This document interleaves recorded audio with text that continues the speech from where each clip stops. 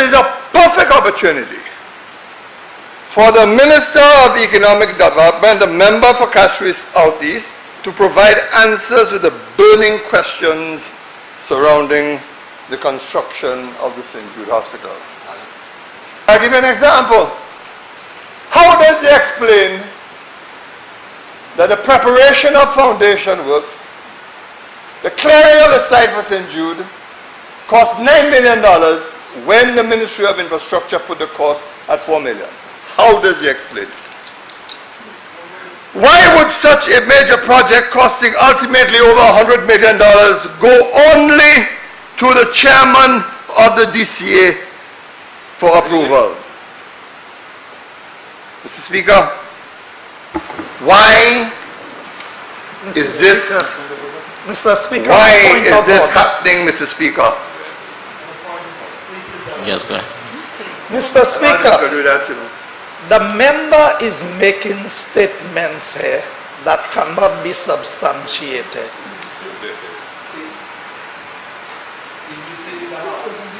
As to the process of approval and what was approved. And I was listening to him, Mr. Speaker, because he mentioned the MEP, which we've said and we've explained the phased approach towards St. Jude, that you have the structural, then the architectural, and then the MEP. So the member, while he's saying there is approval, but he is questioning the issue of the process of approval. He has to substantiate. Mr. Speaker, he is saying that it did not go to the board and it was approved by round robin. So what is he saying? Is there approval or there's not approval? Point of order. Mr. Speaker, I don't know why I had to give way, because I don't know what the point of order is, whether he's suggesting a misleading the House or not. But I will. You should just keep on reading your phone. See, you Members. in a class of your own, and you'll be Honorable member. No, that having been said, Mr. Speaker, this is what I have said. One, the only approval that has been given is for the frame of the hospital, the box frame. Secondly, I have said no approvals has been given for electrical works. No approval has been given for plumbing. No approval has been given for health. No approval has been given for solid waste. And the board does not have before it any drawings in respect of these matters.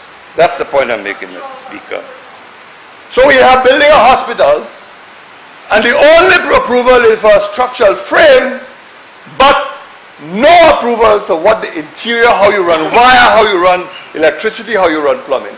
I want to ask, where on earth do you, Mr. Speaker, hear that modern buildings are constructed on that kind of basis? But you know, Mr. Speaker,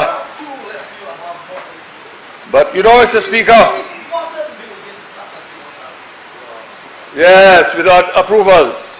At least you admit it now that it is being built without approvals. Yet you have your colleagues banging on the table that you have approvals. Honorable members. But Mr. Speaker, you know what is worse? But you know what is worse, Mr. Speaker? The approval in respect of that framework, incidentally, was also subject to professional indemnity insurance from the designer, who is FDL Consult. Why then would FDL Consult be so keen at this stage on getting professional indemnity insurance? Why?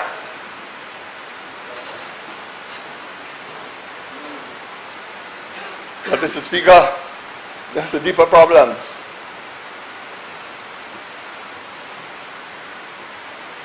Buildings are required to be certified by architects. I ask him, which local architect in this country certified the drawings submitted to the DCA? Why were the drawings for the frame approved and accepted without a certified architectural certificate? Why? Now, Mr. Speaker,